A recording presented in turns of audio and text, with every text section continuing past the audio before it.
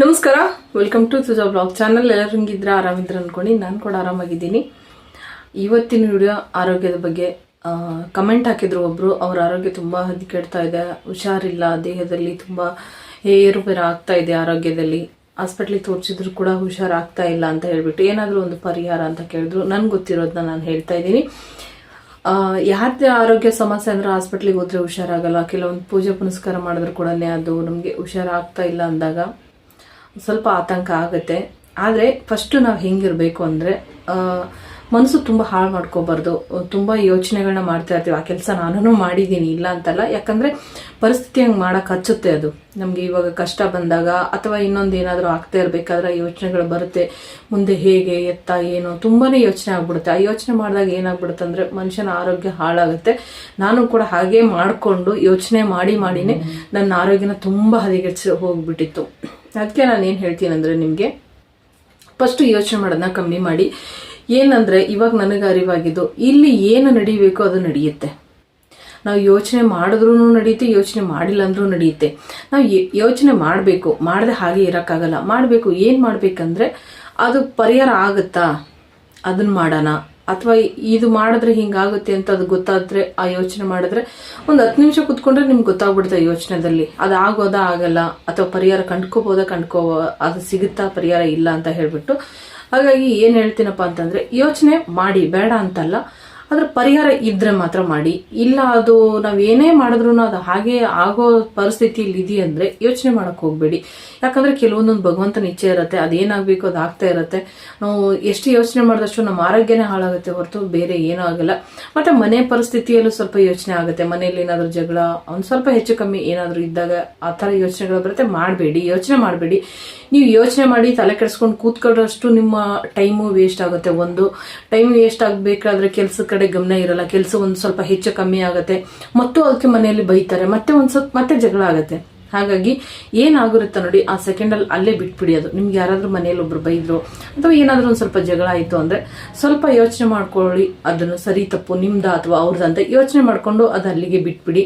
ಯಾಕಂದರೆ ತುಂಬ ಯೋಚನೆ ಮಾಡ್ಕೊಂಡು ಕೂತ್ಕೊಂಡಾಗ ಆರೋಗ್ಯ ಹಾಳಾಗೋದಷ್ಟೇ ಅಲ್ಲ, ಮತ್ತೆ ಹೆಚ್ಚಿನ ಜಗಳಗಳು ಸ್ಟಾರ್ಟ್ ಆಗುತ್ತೆ. ಹಾಗಾಗಿ ಅದಕ್ಕೆ ಒಂದು ಸ್ವಲ್ಪ ಮನಸ್ಸಿಗೆ ಶಾಂತಿ, ನೆಮ್ಮದಿ ಬೇಕು ಅಲ್ವಾ? ಅದಕ್ಕೆ ಅಂತ ಕೆಲವೊಂದು ಸೊಲ್ಯೂಷನ್ಗಳಿದ್ದಾವೆ, ಮುಂದೆ ಕೊಡ್ತಾ ಬರ್ತೀನಿ. ನೀವು ನೋಡ್ತಾ ಬನ್ನಿ, ಪೂರ್ತಿ ವಿಡಿಯೋ ನೋಡಿ, ನಿಮಗೂ ಕೂಡ ಅನುಕೂಲ ಆಗುತ್ತೆ. ಯಾಕಂದರೆ ಕೆಲವೊಂದೊಂದು ಪರಿಹಾರಗಳನ್ನ ನಾವು ಹೆಂಗೆ ಮಾಡ್ಕೋಬೇಕಂತ ನಾವು ತಿಳ್ಕೊಂಡಿರ್ಬೇಕಾಗತ್ತೆ ಅಲ್ವಾ? ಹಾಗಾಗ್ಬಿಟ್ಟು ನೀವು ಕಮೆಂಟ್ ಹಾಕಿ ಕೇಳಿದ್ದಕ್ಕೋಸ್ಕರನ ನಾನು ಇವತ್ತಿನ ಈ ವಿಡಿಯೋನ ಮಾಡ್ತಾ ಇದ್ದೀನಿ. ನನಗೂ ಕೂಡ ಐಡಿಯಾ ಇರಲಿಲ್ಲ ಇದು ಮಾಡಬೇಕು ಅಥವಾ ಹೀಗೆ ಇರ್ಬೋದು ಅಂತ ಹೇಳ್ಬಿಟ್ಟು ಗೊತ್ತಿರಲಿಲ್ಲ. ಅದನ್ನು ನೀವು ಕಮೆಂಟ್ ಹಾಕಿದ್ಮೇಲೆ ನಾನು ಕುತ್ಕೊಂಡು ಯೋಚನೆ ಮಾಡಿದಾಗ ಹೌದು ಹೀಗೆಲ್ಲ ಆಗ್ಬೋದು. ಕೆಲವೊಂದೊಂದು ಪರಿಹಾರ ಇರುತ್ತೆ. ಇಲ್ಲಿ ಸಮಸ್ಯೆ ಅಂದಮೇಲೆ ಪರಿಹಾರ ಇದ್ದೇ ಇರುತ್ತೆ ಪ್ರತಿಯೊಂದಕ್ಕೂ. ಹಾಗಾಗಿಬಿಟ್ಟು ನೋಡೋಣ, ನಮ್ಮ ಪ್ರಯತ್ನಗಳನ್ನ ನಾವು ಮಾಡೋಣ ಅಲ್ವಾ? ನಾನು ಕೂಡ ಅಷ್ಟೇ, ನನ್ನ ಜೀವನದಲ್ಲಿ ಏನಾದರೂ ಒಂದು ಸ್ವಲ್ಪ ಕಷ್ಟ ಬಂದರೆ ನನಗೆ ಯಾರು ಒಳ್ಳೇದು ಹೇಳಿದ್ರೆ ನೀನು ಇಂಥದ್ದು ಮಾಡಿ ನೋಡು ನಿನ್ಗೆ ಒಳ್ಳೇದಾಗುತ್ತೆ ಅಂತ ಯಾರಾದರೂ ಹಿರಿಯರ ಮಾತುಗಳನ್ನ ಹೇಳಿದಾಗ ನಾನು ಕೇಳ್ತೀನಿ, ನಾನು ಅದನ್ನು ಮಾಡ್ತೀನಿ. ಕೆಲವೊಂದು ಟೈಮ್ ಆಗುತ್ತೆ, ಕೆಲವೊಂದು ಟೈಮ್ ಆಗಲ್ಲ. ಯಾಕಂದರೆ ನಮ್ಮ ಕರ್ಮಗಳು ಒಂದೊಂದು ಟೈಮಲ್ಲಿ ಅದು ಕೆಲಸ ಮಾಡೋಕ್ಕೆ ಬಿಡಲ್ಲ, ನಾವೇನೇ ಮಾಡೋಕ್ಕೆ ಹೋದ್ರೂ. ಹಾಗೆ ನಮ್ಮ ಪ್ರಯತ್ನ ನಾವು ಮಾಡೋಣ ಅಂತ ಹೇಳ್ತಾ ಇವತ್ತಿನ ವಿಡಿಯೋನ ಶುರು ಮಾಡೋಣ ಬನ್ನಿ. ನೀವು ಹೇಳಿದ್ರಲ್ಲ ಸಿಸ್ಟರ್, ಕಮೆಂಟ್ ಹಾಕಿದ್ರಿ ನನ್ನ ಆರೋಗ್ಯಕ್ಕೆ ಏನಾದರೂ ಪರಿಹಾರ ಇದ್ದರೆ ಹೇಳಿ ಅಥವಾ ಯಾವುದಾದ್ರೂ ಮಂತ್ರ ಇದ್ದರೆ ಹೇಳಿ ಅಂತ. ಖಂಡಿತ ನಿಮಗೋಸ್ಕರ ಅಥವಾ ಎಲ್ಲರಿಗೋಸ್ಕರ ಆರೋಗ್ಯ ನಮಗೆ ಇದರಲ್ಲಿ ಬಗೆಹರಿಯುತ್ತೆ ಅಥವಾ ನಮಗೆ ಈ ಸಮಸ್ಯೆಗಳ ಬಗೆಹರಿಯುತ್ತೆ ಅಂತ ನಂಬಿಕೆ ಇದ್ದವ್ರಿಗೆ ಈ ವಿಡಿಯೋ ಆಗಿರುತ್ತೆ. ಇದನ್ನು ನೀವು ಈ ರೀತಿ ಮಾಡ್ಕೊಂಡು ಬಂದರೆ ಖಂಡಿತ ನಿಮ್ಮ ಆರೋಗ್ಯದಲ್ಲಿ ಒಂದು ಪ್ರಗತಿ ಕಾಣ್ಬೋದು ಅಂತ, ಆರೋಗ್ಯದಲ್ಲಿ ಒಂದು ಸಮಸ್ಯೆ ಅನ್ನೋದು ನಿಮಗೆ ಬಗೆಹರಿಬೋದು ಅಂತ. ನಿಮಗೆ ಇಲ್ಲಿ ಏನು ಕೊಡ್ತಾ ಇದೆ ನೋಡಿ, ಇದನ್ನು ಪಕ್ಕ ಮಾಡಲೇಬೇಕಾಗತ್ತೆ. ಇದರಲ್ಲಿ ನೀವು ಹೆಚ್ಚು ಕಮ್ಮಿ ಮಾಡ್ಕೊತೀವಿ ಅಂದರೆ ಆಗಲ್ಲ. ಪದ್ಧತಿಯಲ್ಲಿ ಇಲ್ಲಿ ಏನಿರುತ್ತೋ ಅದನ್ನೇ ಮಾಡಲೇಬೇಕು. ಯಾಕಂದರೆ ನಾವು ಅಡುಗೆ ಮಾಡಬೇಕಾದ್ರೆ ಕೂಡ ಒಂಚೂರು ಹೆಚ್ಚು ಕಮ್ಮಿ ಉಪ್ಪಾಗಲಿ ಖಾರ ಆಗಲಿ ಹೆಚ್ಚು ಕಮ್ಮಿ ಆದರೂ ಕೂಡ ಅದು ಅಡುಗೆ ಹಾಳಾಗುತ್ತೆ. ಹಾಗೆಯೇ ಪ್ರತಿಯೊಂದು ನಾವು ಮಾಡೋ ಕೆಲಸದಲ್ಲಿ ಹೆಚ್ಚು ಕಮ್ಮಿ ಆಗಬಾರ್ದು. ಕರೆಕ್ಟಾಗಿದ್ದರೆ ಮಾತ್ರ ಅದು ನಮಗೆ ಫಲ ಸಿಗೋದು.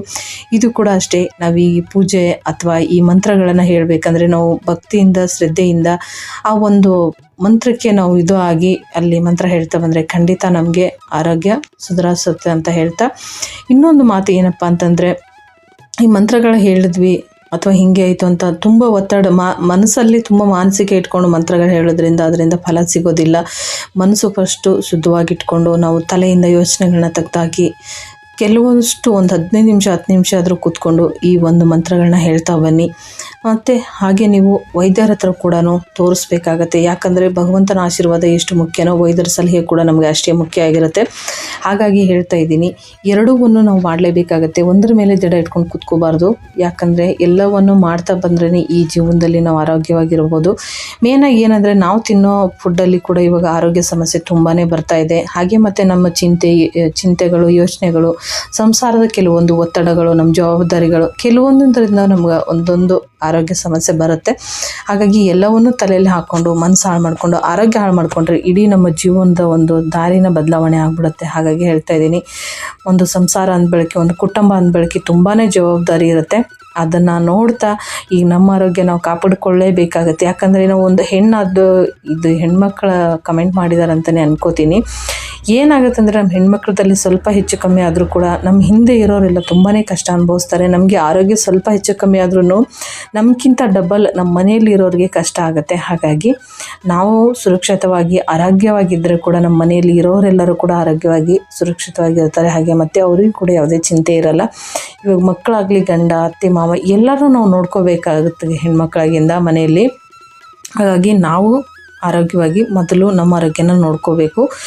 ಹಿಂದೆ ಇರೋರೆಲ್ಲ ತುಂಬಾ ಚೆನ್ನಾಗಿರ್ತಾರೆ. ಹಾಗಾಗಿ ಎಲ್ಲರನ್ನ ನೋಡ್ತಾ ನಮ್ಮ ಆರೋಗ್ಯ ಹಾಳು ಮಾಡಿಕೊಂಡಾಗ ನಮ್ಮ ಜೊತೆಗೆ ಅವ್ರ ಆರೋಗ್ಯ ಕೂಡ ಹಾಳಾಗುತ್ತೆ.